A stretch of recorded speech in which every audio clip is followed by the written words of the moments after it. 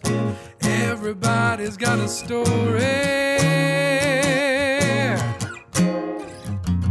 What's yours?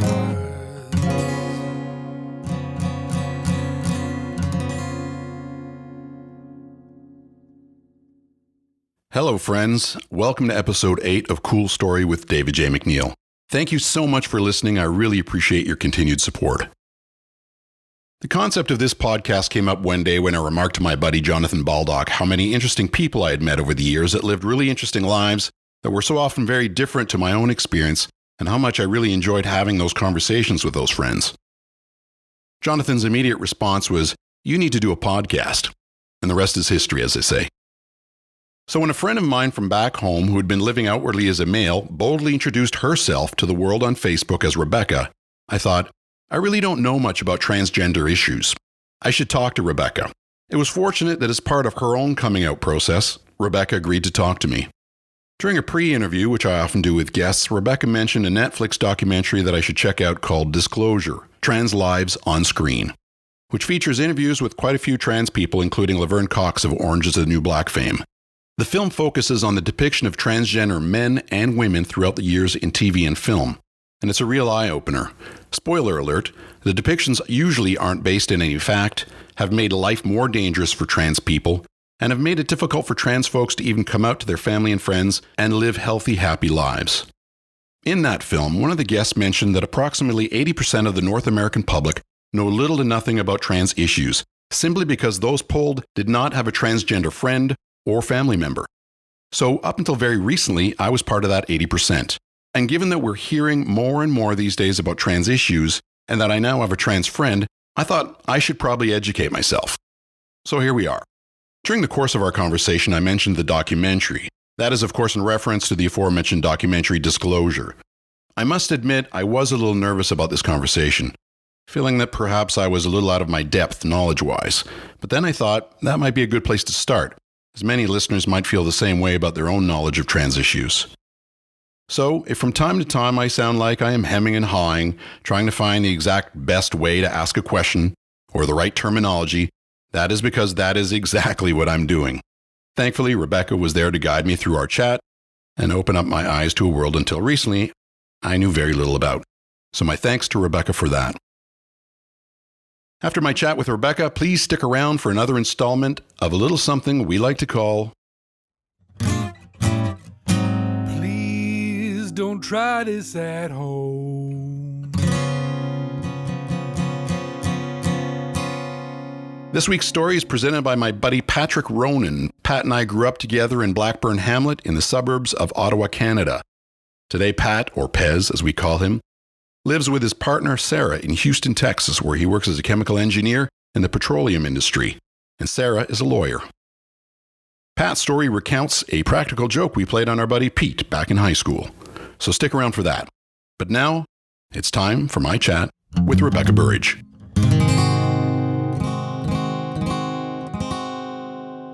Hello, Rebecca. How are you? Hey, Dave. I am pretty good. Thanks for talking to me. How are you doing? Pretty good. I was looking forward to having our chat today. So now that we're all set up, it's nice to have you on. How are things going with you and the family with the COVID shutdown? Are you guys faring all right now with that? My work is ground to a halt for at least 2.5-3 months. Right. But you're a professional photographer. Yeah, I'm a professional photographer. So I depend on usually a roof on top of whatever it is I'm doing in a closed space. So and then I do a lot of like headshots and also, some corporate conferences and that sort of thing. So conferences have disappeared pretty much entirely.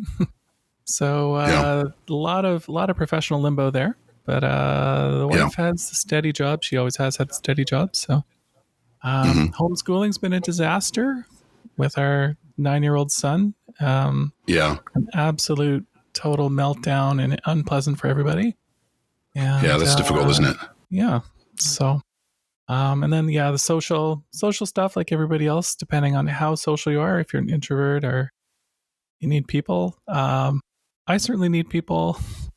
So Mm-hmm. I've found it kind of intolerable on certain levels, even though, we have access to other friends through different means. But yeah, it's not been great.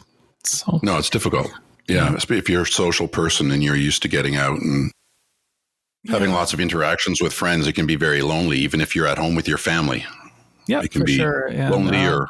lonelier, yeah. And like, yeah, coming Mhm. out as transgender, you just kind of come up for air after decades of being, just being kind of invisible to yourself and to the rest of the world. And so Right, COVID kind of takes that world away from you in so many ways, and so many tiny daily interactions that you expected to have. right. So it's really, really strange. It delays all of those interactions that you Yeah, need to step yeah, through, right? To absolutely. figure Yeah. out who you are. Yeah, it almost feels like some kind of, you know, solipsistic. The universe is kind of tempering your enthusiasm for life or something, like, ha ha ha, you thought you were going to finally live your life, and then why don't you have a dose of pandemic? So, which I know Right. that's not that's just my personal spin on things, but I've chatted with lots of people who have their own personal setbacks. With what COVID has done to them, but that's, let's just say that's mine. So Yeah, I can understand why that would be the case, right? Because yeah, you well, as you explained it to me, this is the process of coming out, of identifying outwardly to people as a female is something that you've wanted to do for a long time. You told me that you had toyed with the idea. You sort of almost sounded like you kind of did a dry run in the 90s to see if it was going to work for you. And for yeah. whatever reason, it didn't work for you back then. So you Mhm. kind of, you stepped back and you figured you'd wait and see. So there's a Well, lot of anticipation, right, to do this. And then, yeah, it's more like in the '90s, I took all the baby steps, and just when I saw how much it would take to live mm-hmm, outwardly like this, mm-hmm, said that's too hard. I'm not going to be good at it. I am going to basically be sentenced to a life of hardship, exile, ostracism, all the things that, um, heteronormative, to use a fancy word, standards out, mm-hmm, this society out there has promised for you should you walk this path. So I talked myself out of it, and I like reverse engineered my identity to say that that wasn't me. And mm-hmm, so I just put that in a box and put a bunch of chains on it and threw it in the ocean, kind of, so to speak. mm-hmm. So I spent a good 25 years believing that. It's not that I had decades of anticipation finally ready. It was just acknowledgement of what was always there. And Mm-hmm. once I admitted it to myself again, I mean, I devoted energies to it pretty much every day of my life. Like, don't get me wrong, Mm-hmm. but always under the conviction that I wasn't trans, and that I just wished I was somehow. Like, there, Right.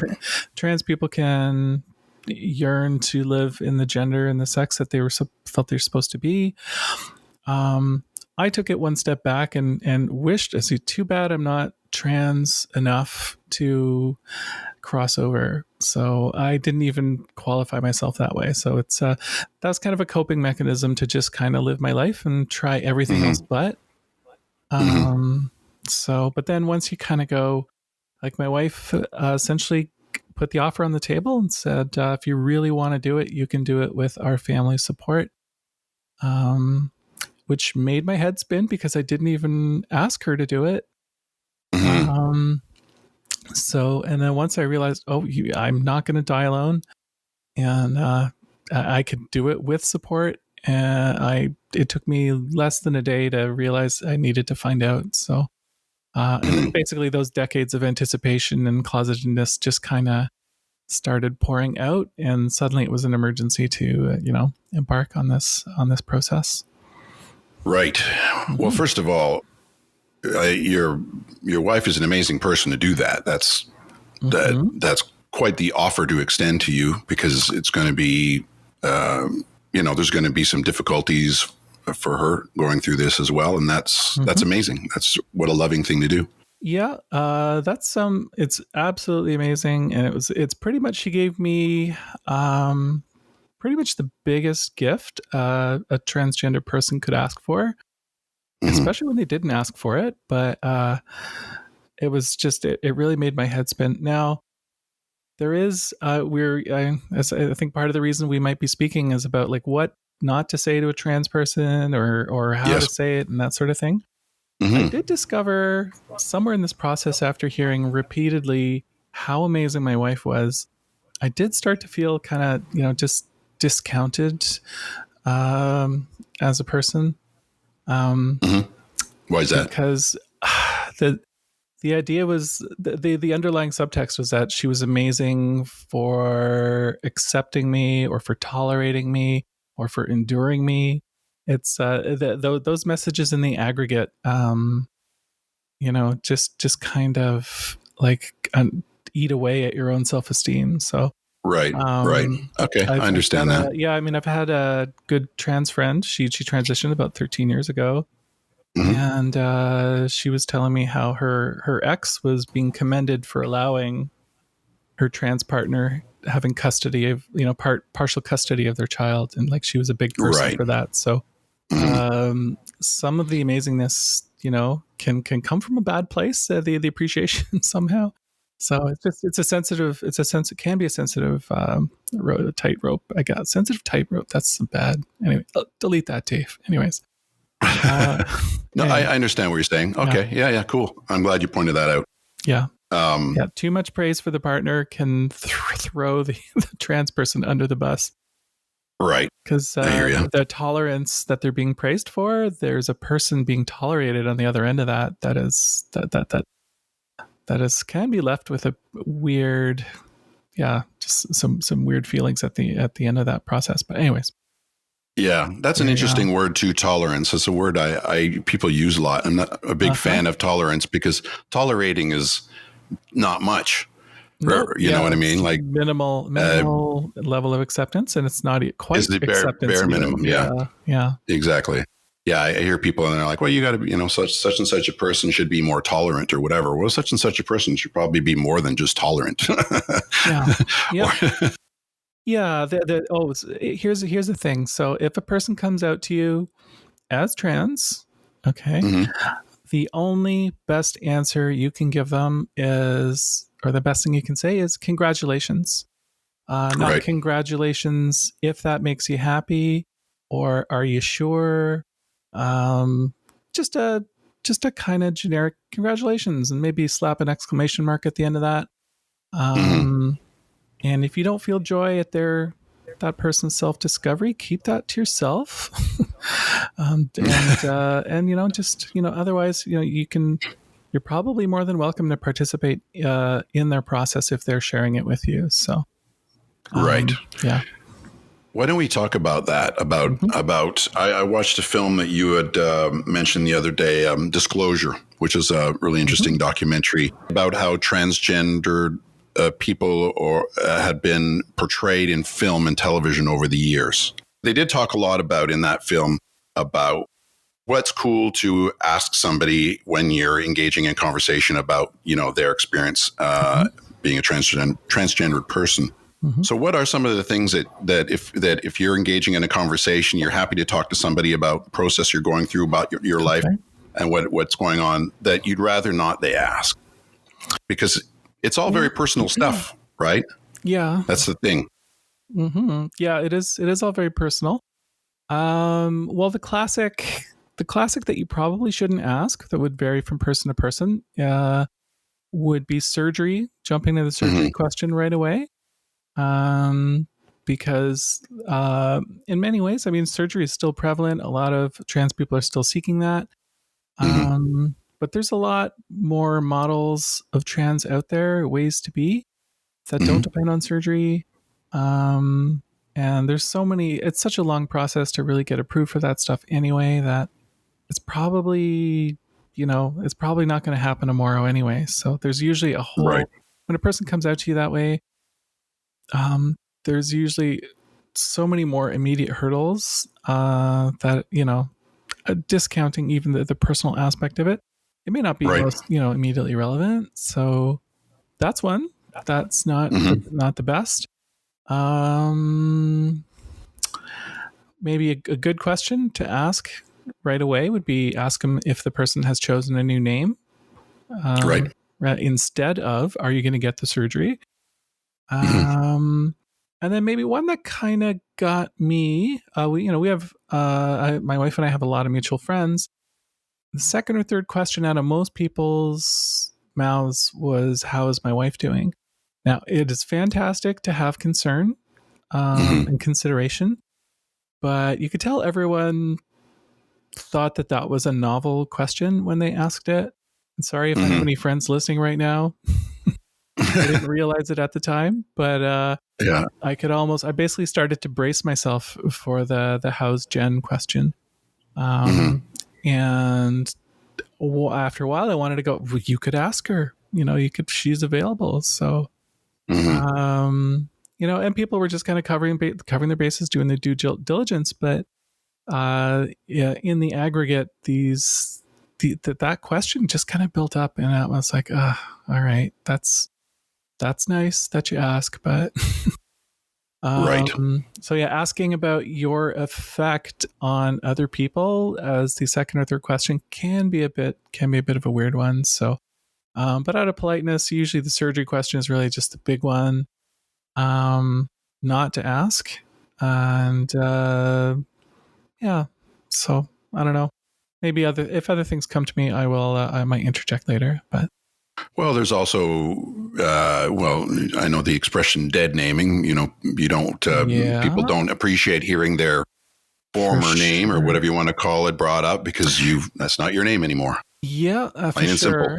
For sure. Yeah. And now don't start telling the newly out trans person that you're going to miss their old self and mention their dead name at the same time.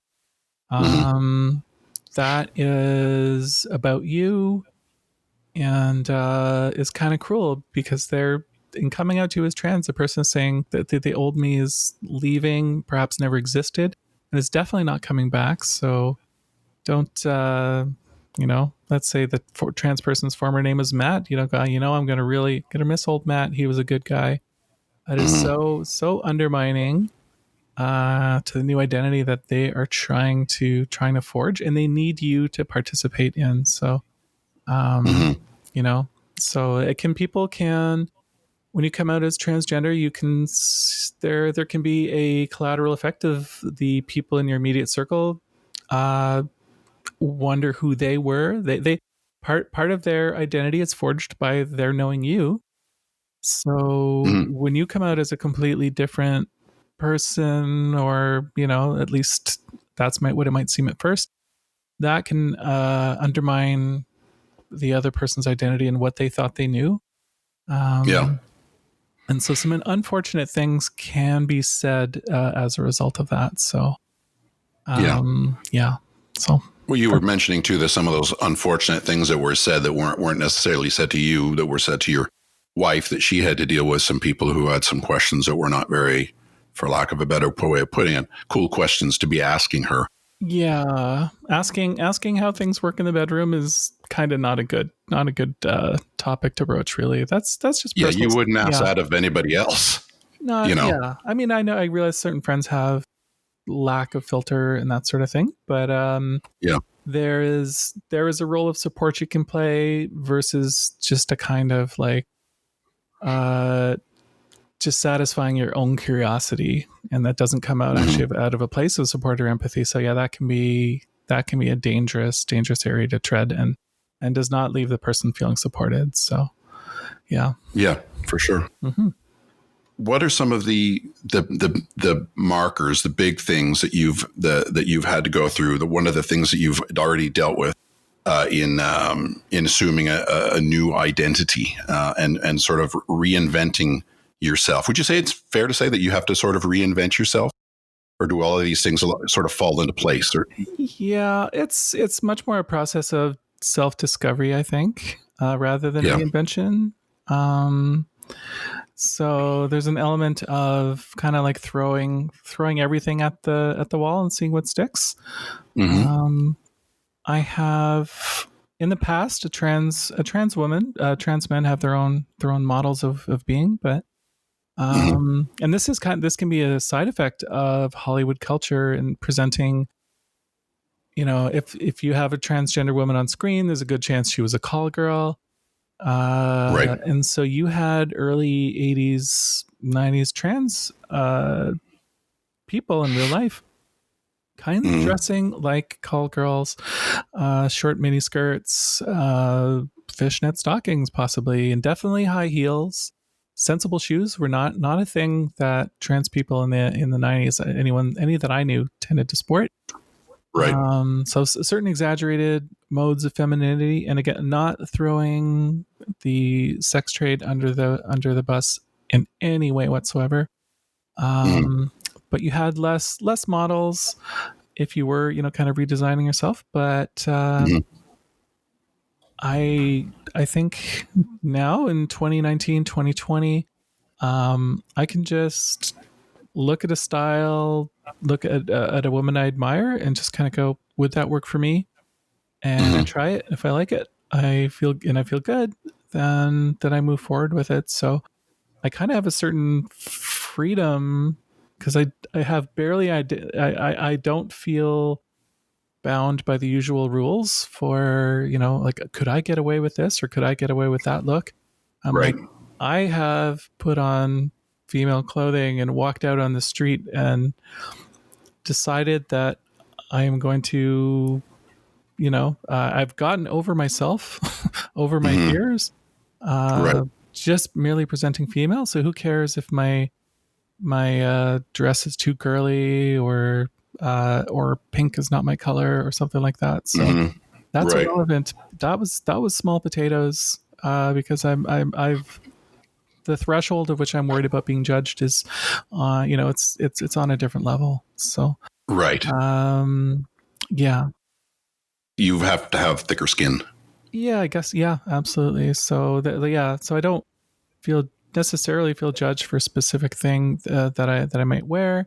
And that gives me greater freedom to explore who I might be. So, and I'm discovering whatever that might be. So it's definitely not invention per se. So that's my kind of long rambling answer about that. So yeah. And I do hope, I'm curious if I will have taken a different stance, or different aesthetic, in a year from now or whatnot.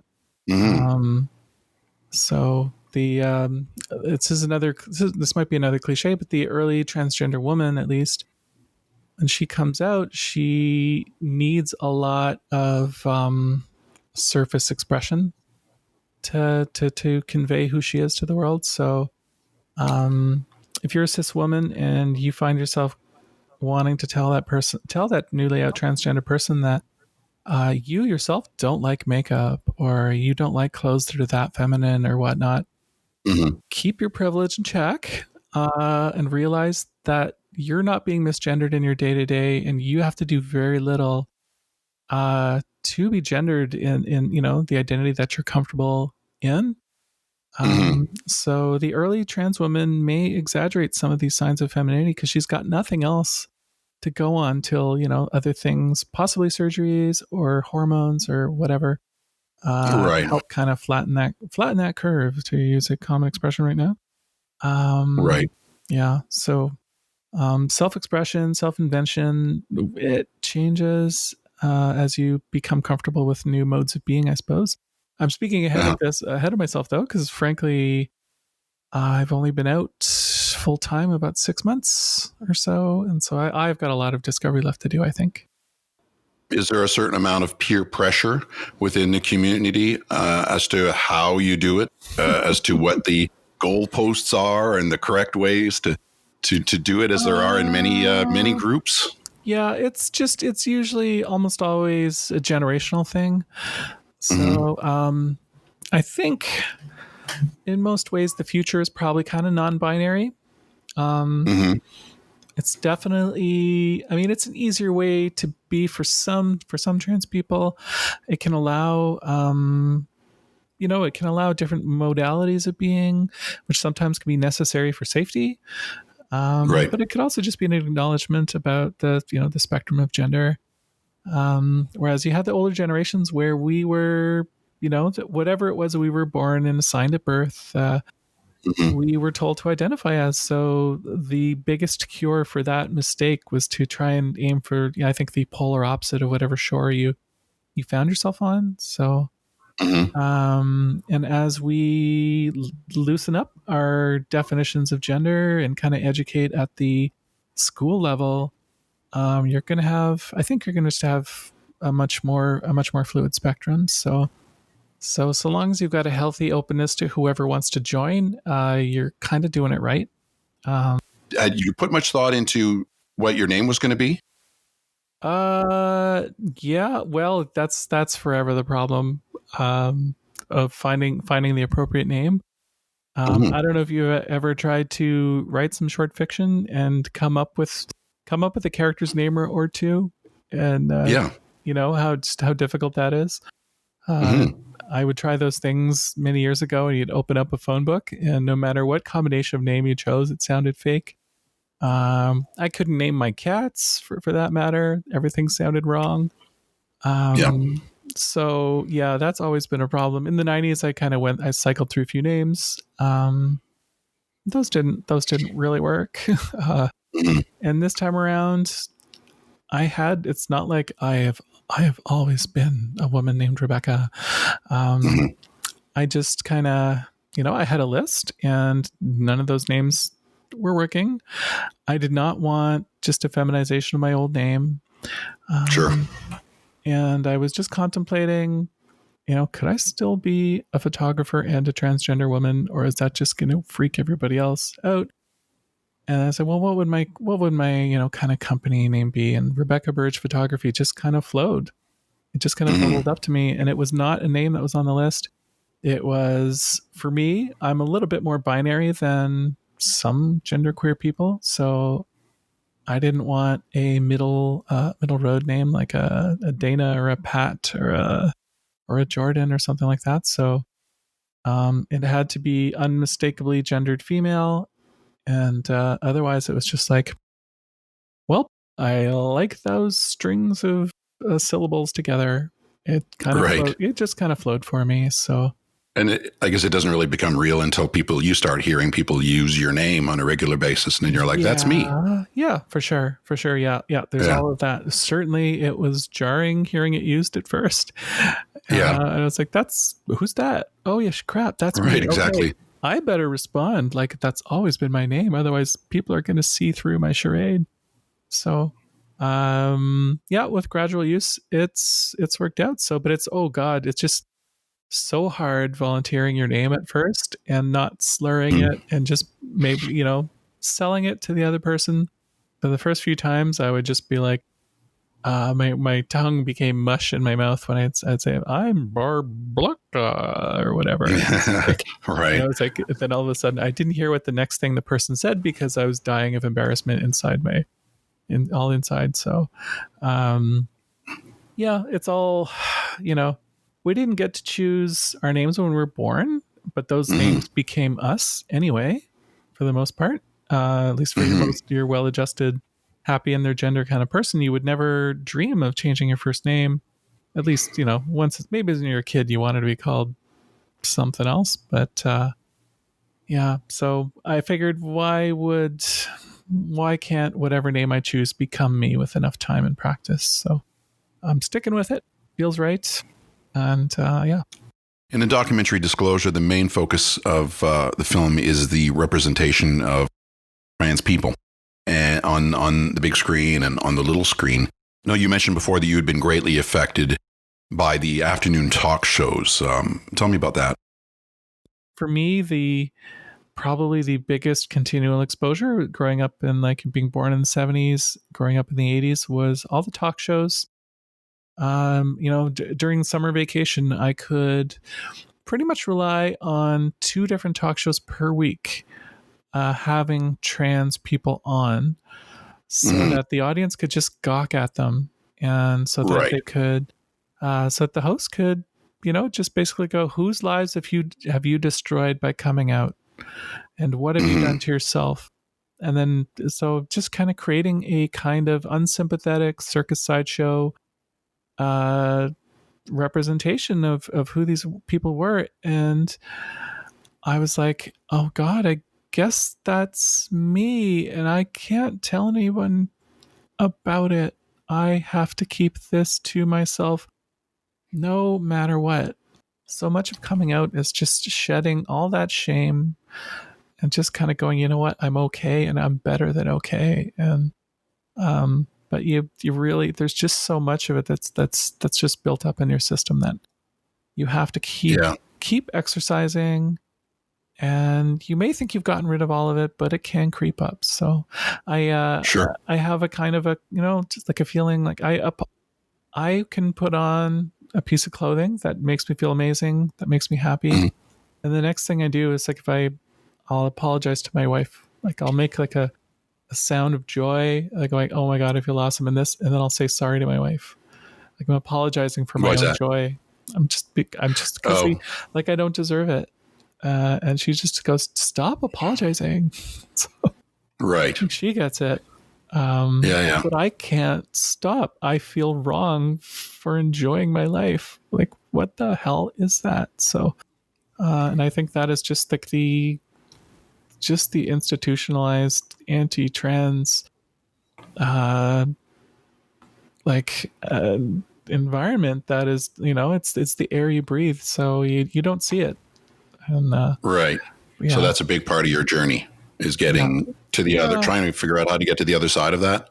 Yep. Owning your own joy, I think, and being unapologetic it's a big one. So not having to be the sweetest trans person in the world, but just have to be yourself, and not care if that disrupts someone else's views of how things should be. So you can have queer people that are pretty angry because they're just coming to grips that they don't owe people anything. And there is a good queer friend of mine once told me that cis people, oh damn, I don't really remember the quote anymore. It's like, cis people feel you deserve, like they deserve your gratitude for just letting you exist.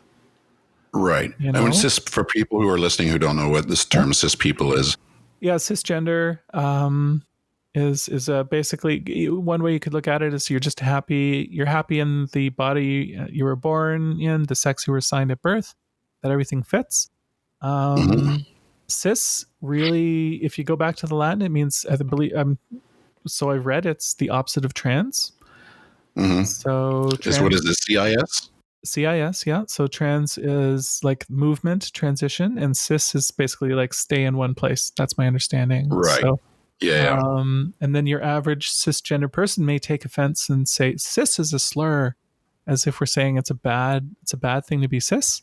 We're drawing attention to behaviors associated with your average intolerant cisgender person that come from their not wanting to change their outlook, but cis in itself is not a judgment. And there's certainly a million wonderful queer people who are cisgender. So your lesbians and gay men and so on that don't have an incongruent gender identity to go with it, they're cisgender, and that's totally fine. So one of the things I thought was interesting, and this is going back to what you were just saying about watching those afternoon shows, your Jerry Springers, your Maury Poviches, your whatever. I mean, all those shows where they create a bit of a circus atmosphere, right, to draw people in.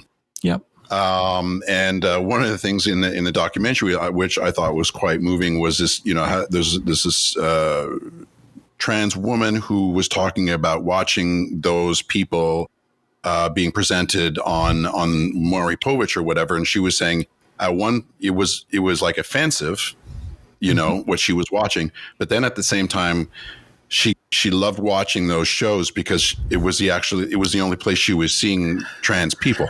So it was a bit of a double-edged sword. Absolutely. I was addicted to watching those things. I could not look away. And if I knew there was one on, I had to watch it for sure. I needed to know I wasn't alone. And I might be a freak, but I wasn't the only freak. So even as it was doing damage to my self-esteem and telling me, that the real me would never be worth loving, so I would have to hide it.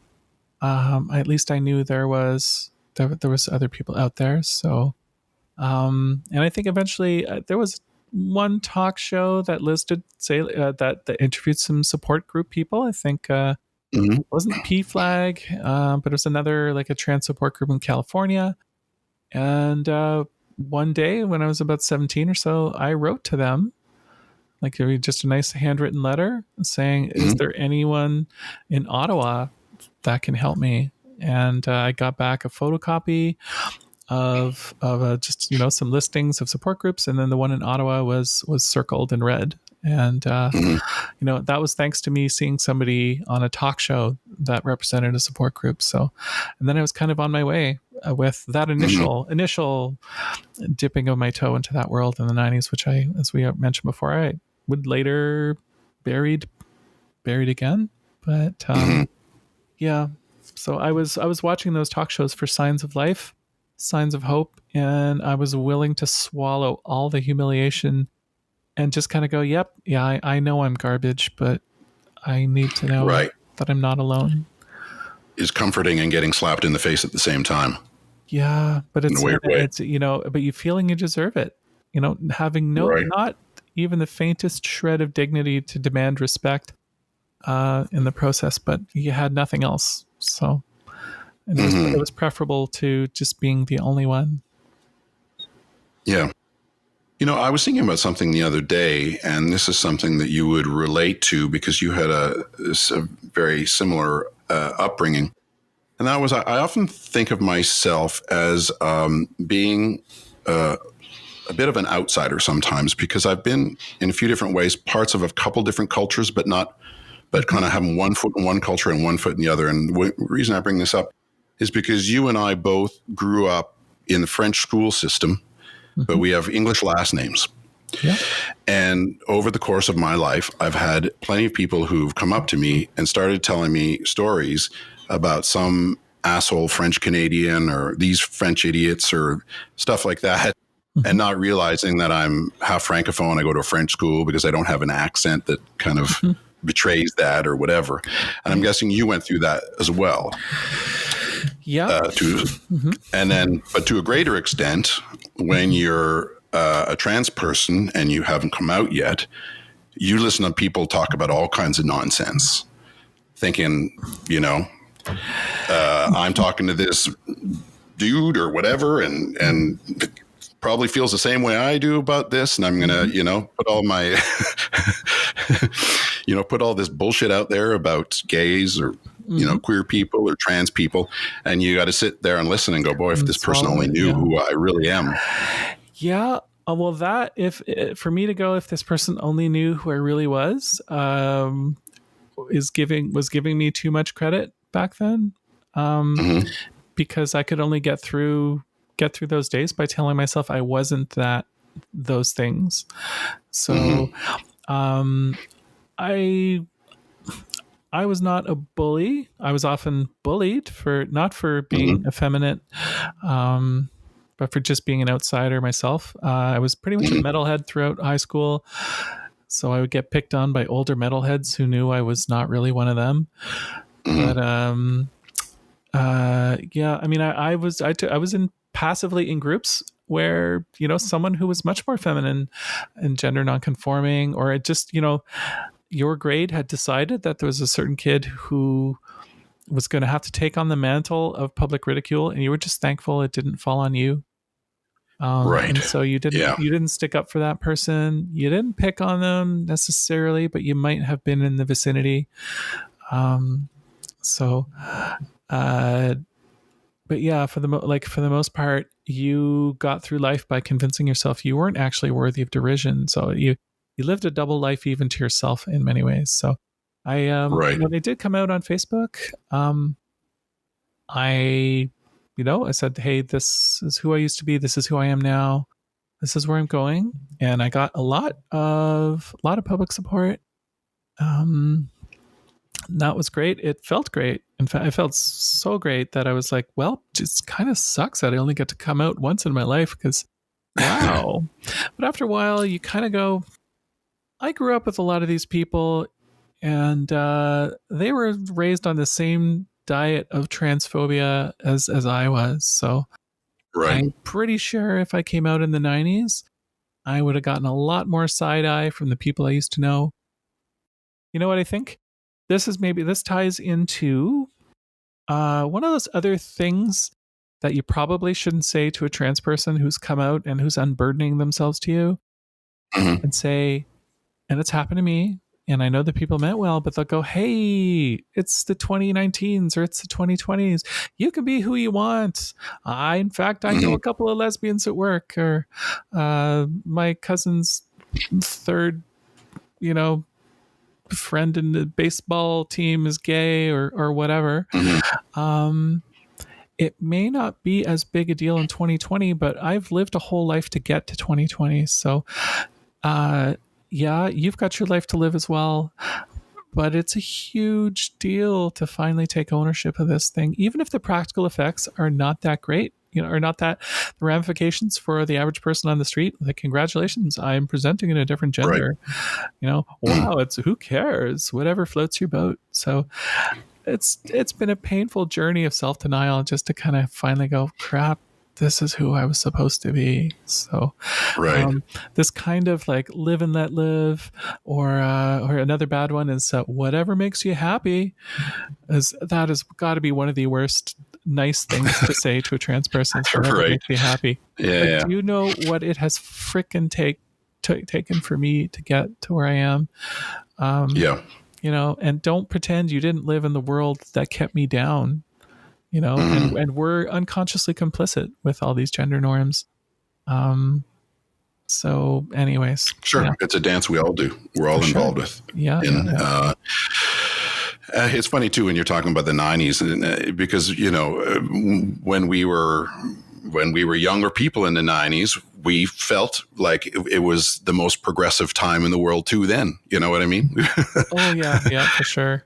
We felt, it's easy for young people to kind of look back, or people look back on the 90s and kind of joke about, how non-sophisticated we were back then. But everybody kind of felt, we felt that we were our best persons then. We felt we had figured it out. It would be a great time to come out then as well, I'm sure, compared to how someone would have felt 10 years before that. Yeah. Certainly when I my early dipped my toe in the 90s coming out, I thought, I guess I've done it. I guess I've come out. But I took the bargain of identifying as a crossdresser rather than a transgender. And part of taking that bargain is to always still be in the closet. So, but I thought, I guess I've done it. And, but I guess to your point, in 2030, we're going to look at these old 2020 bigots that we all were. We thought we were hot shit. So, we'll always, I guess, we'll be congratulating ourselves in 2030 for sure, for being so much more involved than we were. In a sense, we will be somewhat. Well, we certainly have a lot of work to do with race that is just crawling, and gender has kind of had this or gender acceptance has had a much bigger burst of support and growth in many ways that race is just still lagging behind. Whether you're Black or Aboriginal, First Nations or whatever, it's they're still fighting, and they started the fight a while ago too. So as my wife likes to say, and poor fat people will still always get the last crumb of acceptance. Like, there seems to be room for body shaming in every group and culture, and so we still have a lot of work to do and a lot of progress to make towards just including people in whatever their stories are. Right. We were chatting earlier about figuring out who you are. One of the conversations that we've had about you figuring out who Rebecca is finding your voice, literally. Talk to me about what that is like, to kind of figure out where your tone is, how Rebecca speaks. Yes. Yes. Yeah. So if your audience has made it this far, I am struggling with developing some kind of female voice that is a mixture of self-expression and pitch and tone. And I've been working on a little YouTube channel called Rebecca's Voice. I have got 8 subscribers already, if you can believe it. So, but de- developing a female voice was a survival technique, I think. So much of transition as it kind of became medicalized in the 70s and the 80s was all about making the transgender person invisible. You made the problem go away by making the body fit as much as possible to the person's gender, and you hoped that they didn't, that they were no longer a problem. And you might want some of these medical interventions to help with the person's safety, and the voice was another. It's definitely another aspect of that. So if you didn't want to have a super super feminine presentation and then a deep voice that comes out of that might cause your subject to suddenly panic at what exactly they seem to be presented with, then a voice was important. I don't know if I'll ever get there. I am trying right now, and we'll see what that sounds like and where that goes. But for me, it's another tool to get rid of the last of some of my male socializations. So, once my desire to be female was quashed at around, I think it was around 4 or 5, when I realized it is not safe or wise to tell everyone you want to be a girl. You did your best to fit in with what everyone told you you were, and some of that sticks. For some, it doesn't stick nearly as much. Some hang on to their gender identity, come hell or high water, and some of us blend in and adapt and incorporate. And the voice and self-expression is something I am exploring. So not so much for safety. During COVID, however, it is very interesting to me because I find wearing a face mask kind of smooths out some of my more gender dysphoric traits, physical traits. I guess I'm not a big fan of what's going on under my nose. So I put on a mask and I go, you know what, girl, your eyes look pretty darn good. Your brows are awesome. Your hair is good.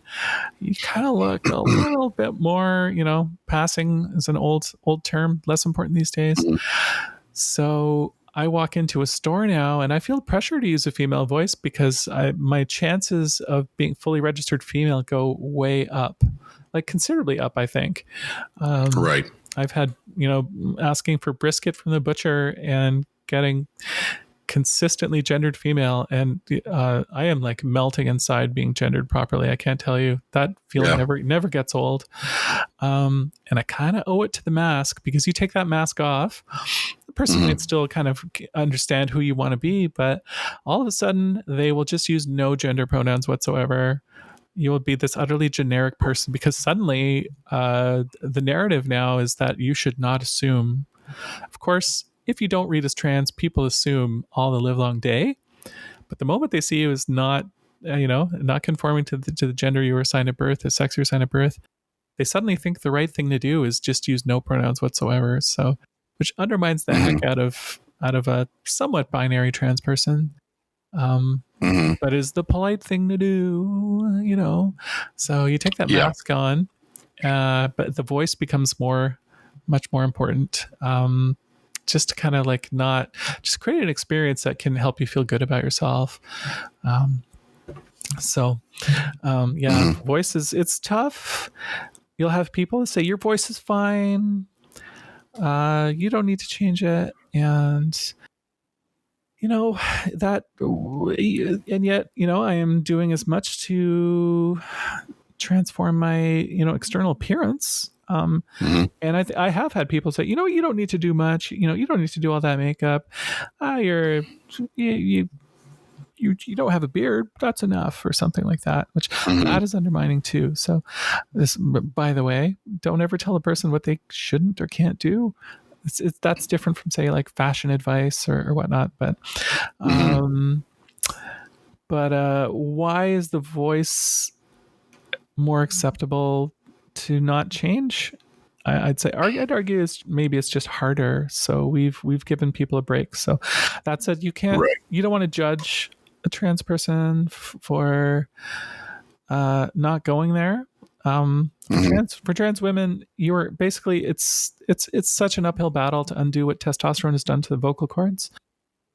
Trans men, so people assigned female that cross over to the male side of things, they take testosterone, and within 3 months, their voices typically deepen quite a bit. So their vocal cords will never grow longer than what they were born with. So you're assigned to male at birth. They've got longer and thicker vocal cords, but testosterone will thicken them. So your trans men usually have this raspy, kind of twitchy energy to them. It's kind of endearing. But they get that gift if they, hopefully they want it as part of their gender transition. But yeah, so voice has got but some trans men will work on deepening their voice as well. So it's just like a huge nuanced package that means so much to the person doing it and can kind of get lost to the outsider. Right. One of the things that you mentioned to me the other day was you were feeling a nervousness about running into a neighbor. And I think you mentioned the person was an older Italian lady. And you were thinking probably that she might have been, because of being older and Italian, I don't know, that I might have been reading into it, that she might have a harder time dealing with this than someone else. I don't know. Yeah, what were you thinking about that? I've lived in fear of all the senior people on my street. Absolutely. Some of the older people that have been around much longer than us, upstart people moving into the hood. I've just always been afraid of what the older generations would think. So there's like an older Greek couple who they have not actually approached me directly. They've snooped with the neighbors, and the neighbors come and tell me that they've come asking and such. But our immediate neighbor to our right, an older Italian woman, my grandma, she's like 80 years old or something. And I've lived in fear of her judgment. I couldn't. And I think that's the shame, however, that I basically have been raised on my whole life. And so I figured this older generation has probably also learned those same tropes and is probably thinking them unconsciously. And so I have been afraid of that judgment, even though there would be no practical effects of that. But, she kind of I finally smiled at her. She smiled at me one day. She told me my dress looked really nice and cool for the summer. And I was like, hey, thanks, Nona. And then I just said, well, how have you been doing? Because I've been so guilty about I let my fear get in the way of just checking in on her during COVID. Because I didn't feel comfortable just kind of, so I said, how have you been doing? And she's like, oh, fine. Thanks for asking. And that was just a tiny, nice moment. And now things are totally friendly, not afraid of her. Nice. Yeah, just trying to show up. So you just need more of those, right? Need more of those, yeah. If she wants to tell me I got a nice dress that day, I will lap that shit up. So, absolutely. Yeah, that's nice. Yeah. No, I mean, women are just a whole lot nicer to each other. And as I enter that world, I get a taste of that. And I think it's pretty freaking great. So, one of the questions I probably would have been a beginning of the interview question, but worth bringing up. Do you remember the age or a specific moment in your youth where you realized I don't think I'm supposed to be in this body, or I don't feel comfortable in this body? Do you remember when that all started? For sure. I think I was about 4 years old. I had a sister who was a fierce tomboy. Who always wanted to be a boy, and you can speculate and psychoanalyze that in your own time, possibly. But she had a tremendous loathing to be associated with anything feminine, and my father assumed that I did too. And so to discipline us, he would sometimes threaten to put us in female clothing. I think we had some life-size dolls or that were like big for a child. And my father would say, I'll make you wear those doll clothes if you're not good. And that was enough to keep my sister in line. And I was like, what special feminizing powers do these doll clothes have? Right. And I was like, okay, well, I have already, the message received was girly was bad, feminine was bad. Mm-hmm. But I was like, well, when no one's looking, I am going to try these clothes on and see what happens. Mm-hmm. And I was immediately caught, and was ridiculed by my sister, by my father. And I was like, all right, that's step one to, I guess I'm not supposed to do this. But I knew I desperately, not quite so desperately, I was like 4 years old, but I was like, I think I want whatever it is that I'm not supposed to have. So, and I was, still, I think I was a feminine boy back then. Like people assume you're a boy, you get into fights in the playground, whether or not you want to. I don't know if that was your experience growing up in the 70s and 80s. Did you get into like playground fights, say like once a month or? Once in a while, there's always a bully around. There's always somebody who's looking around, trying to knock somebody down. Yeah. I did have that experience. I'll tell you one experience I did have more so was when I was in my teens and 20s, and I was kind of got into the post-punk thing and listened to bands like The Cure and stuff, and had different looks. I remember having teased hair, and I remember at one point, wearing mascara for a brief period, and just going out and going to Hull, which was just a brutal place to hang out. We used to go to Hull all the time, and being picked on by being bullied by some guy who would walk by who'd call me fag or something like that, and that just because we were kind of artsy kids and trying on different outfits and stuff and figuring out who we were, right? So I can identify with that for sure. I definitely got picked on for daring to try different styles on. Oh, I know. Yeah, God, like the bullying that still happens. Like, God, every time a fucking poor cisgender man has to I'm going to try the man bun, and is ridiculed by everybody for just trying something different, just participating in some kind of different cultural, thing. I was terrified in high school for sure. I said, I took shelter as a metalhead, as a way of trying to not be bothered by anybody. Also as a way to have long hair, frankly, that maybe I could call into service if I suddenly had to be a woman. Right. Which sadly never fucking happened. But anyways, but yeah, all the policing of everyone having to conform. Yeah, for sure. I was asking my question more in your early formative childhood. I just would get into fights every now and then just by virtue of people assuming I was a boy. I don't know. And I remember having a reputation as being, if you fought me, you would expect to be scratched and slapped. So I was being criticized. I was being criticized as fighting like a girl, which what business do people have criticizing your fighting style, let alone getting you into a fight? So, right. And that was all part of my awareness. I was like, okay, I wish I was wearing these clothes. I fight like a girl. Somewhere in the 4th grade, I think I was in Scouts. And I remember we were all in an assembly in a gym, and I was just in my whatever scouting outfit, and there was whatever the girls were. It was French Scouts. What were they called? The Jeannettes or something? Right. Yeah. I think there was Jeannettes. They were it was like the French version of the Girl Guides. French version of Girl Guides. And I remember they were all assembled just right beside us and under the gym. And I just remember I felt like this black hole gravitational pull. I felt like I had to hang on to the gym floor because I was getting sucked into that orbit. Right. And I desperately wanted to fall into that and please absorb me into your girly hole. Whoa, girly hole. I didn't mean the hole in that way. Shit. Into the sum total of your, female energies. So yeah, but yeah, really, frankly, by that first time that I was caught by my father and sister at the age of 4, it was like, yeah, this is a thing about you, and you're probably not going to be able to share it with anybody. So just stick it. Just you file that away. Yeah. Yeah. So are you Are you happy that you made that move? You still feel that you wake up in the morning, you're like, this is the right thing for me to do. You don't have a lot of misgivings or days where you kind of go, I don't know, maybe. Oh God, no. I have absolutely no regrets for the person I left behind. Mm-hmm.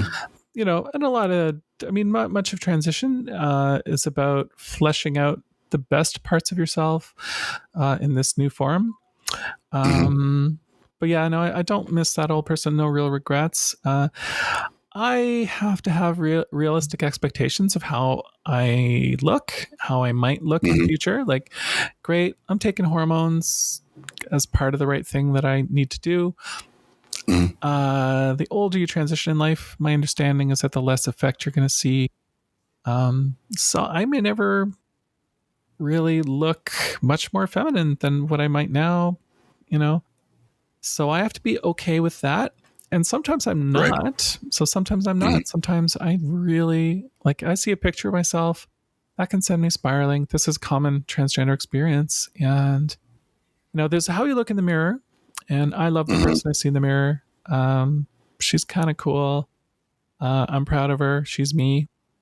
But then a photo, an odd candid photo or something that you see of yourself, you're like, that's not me. That's not who I represent. Who I'm so that I want the world to see. So you get transition brings a lot of pain from the disconnect between who you are inside and that your self-representation. So, but that does not mean I regret transition. This is really my only option to exist at this point. So, right. I have to take what's available to me.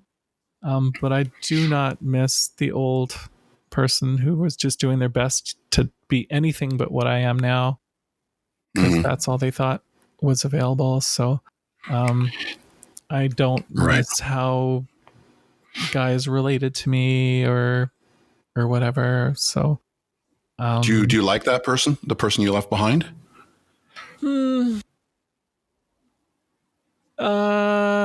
God. That's a personal question, but it's I'm upset with them for not thinking who I am today is possible.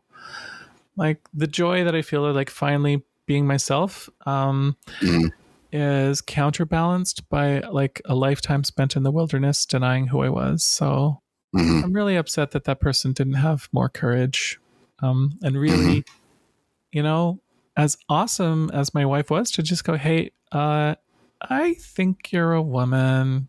I think you really need to be a woman. As awesome as that was, I'm so disappointed in the old me that needed that permission. So I'm really upset because this is the only life I get to live.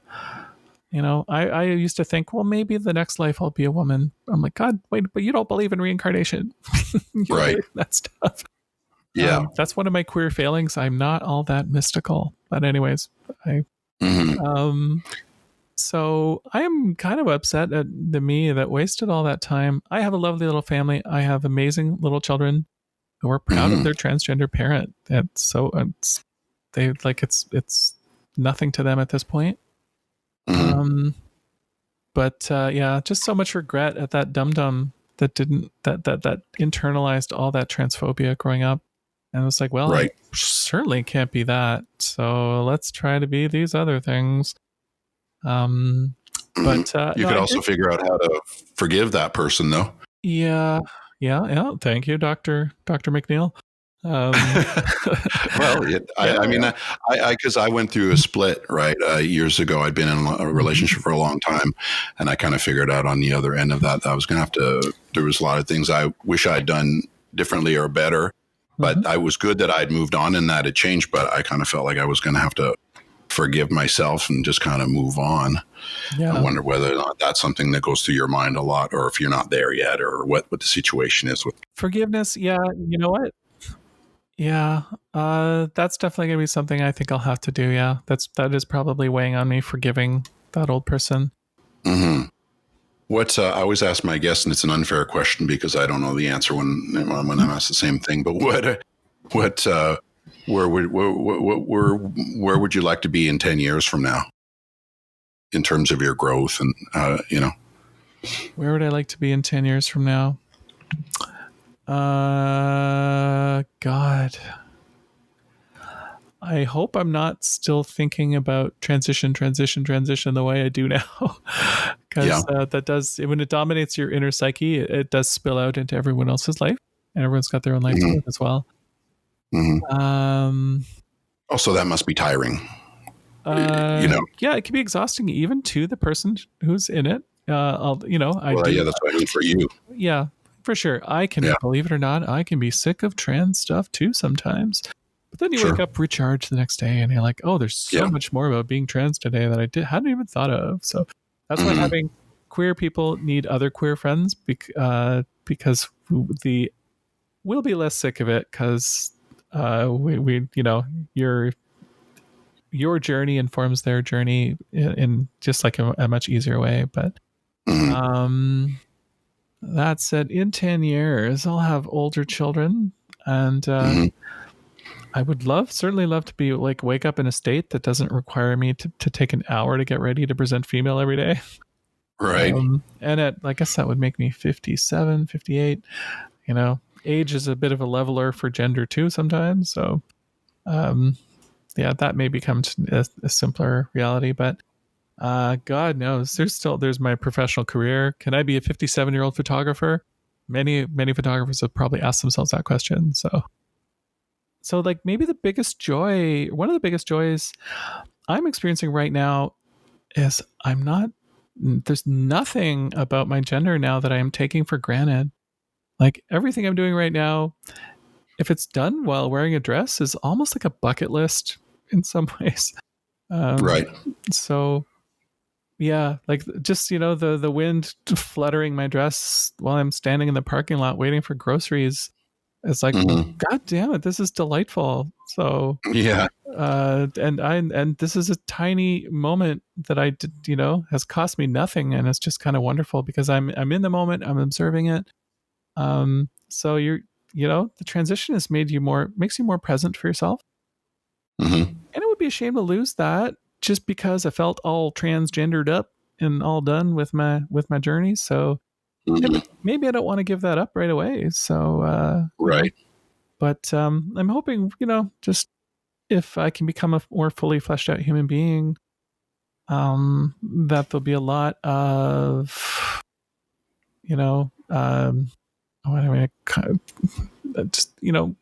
good outcomes as a consequence of just being a little bit more authentic. So, and I really hope my being present doesn't fade away. That I can just, channel it to other avenues eventually. So, right. The promise of I when I first posted my transition message on Facebook, I implied that I hope it makes me a better person.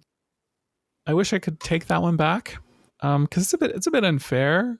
And certainly, my transition has upset a few people that close to me. I've made a few messes. I've been a little too assertive and stomped over a few people. So it's all part of the journey though, right? I mean, maybe in 10 years, give me 10 years. I hope I'm a better person. So, you hope you're better at this. Well, this thing we're doing. Absolutely. Yeah. So, that's what you should hope for, right? That's what we should all hope for, that we're better at this, that we've learned and we're better at that for sure, at this thing called life. Yes. Yeah. Thank you so much for doing this with me. I really appreciate it. And for opening up to me and sharing all these stories with me. And for sure. And I'm happy for you. And I hope that this journey proves to be what you hoped it would be. And that in 10 years from now, when I talk to you, that you are closer to the person you wanted to be. Yes. Thank you. Yeah. All right. And I hope I am too. Exactly. Same wishes for you, Dave. Yeah. All right. Thank you so much for your time, Rebecca. Take care. Cheers. Bye.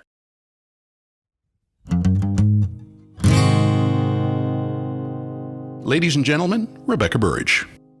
Now it's time for this week's installment of... Please don't try this at home.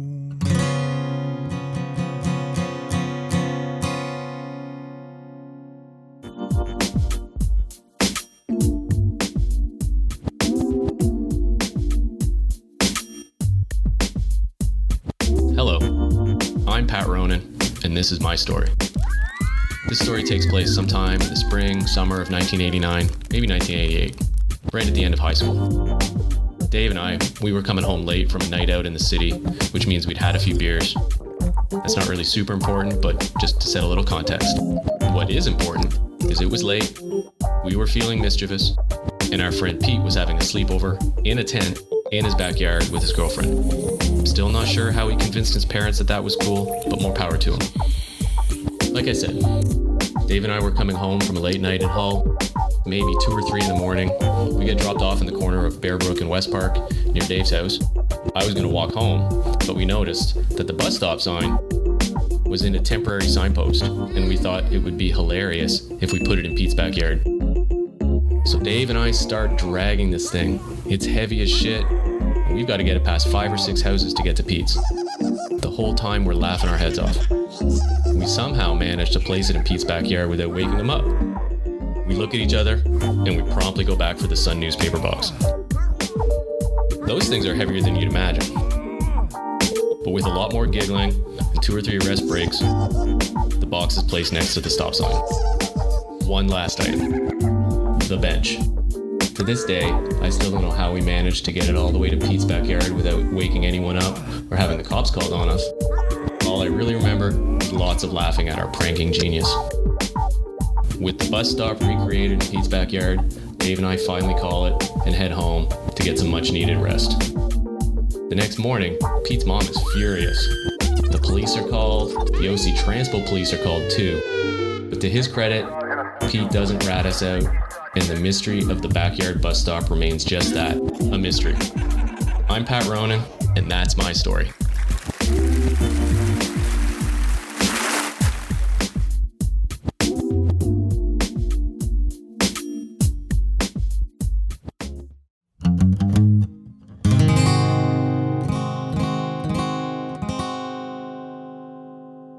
Thanks for that, Pat.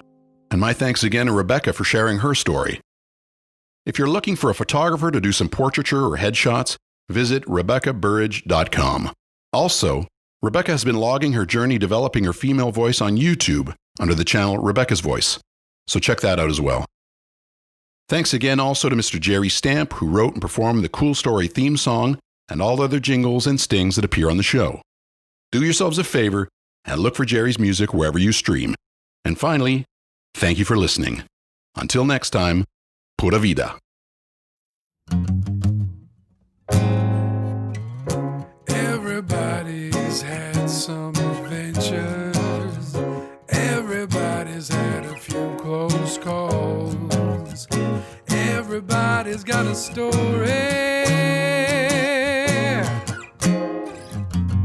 What's yours?